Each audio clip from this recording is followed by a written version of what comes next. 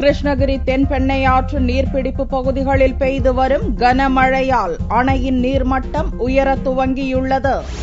அக்னி நட்சத்திரத்தால் கடந்த சில நாட்களாக வெயில் வாட்டி வதைத்தாலும் பரவலாக பல மாவட்டங்களில் மழை பெய்து வருகிறது. கிருஷ்ணகிரி மாவட்டத்தில் தென்பெண்ணை ஆற்று நீர்பிடிப்பு பகுதிகளில் தொடர்ந்து மழை பெய்து வருகிறது.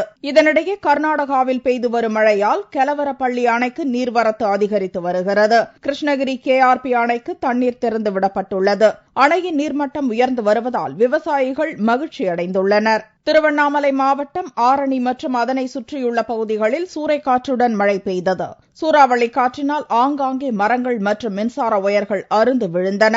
இதில் கொசப்பாளையம் பகுதியைச் சேர்ந்த ரவியின் மாட்டு கொட்டகையில் மின்சார ஒயர் அறுந்து விழுந்து மின்சாரம் தாக்கியதில் கன்றுக்குட்டி ஒன்று பரிதாபமாக உயிரிழந்தது. கன்றுக்குட்டியை பார்ப்பதற்காக கொட்டகைக்கு சென்ற ரவி மீதும் மின்சாரம் பாய்ந்து அவர் சம்பவ இடத்திலேயே பலியானார். அவரது உடல் கைப்பற்றப்பட்டு பிரேத பரிசோதனைக்காக ஆரணி அரசு மருத்துவமனைக்கு அனுப்பி வைக்கப்பட்டது.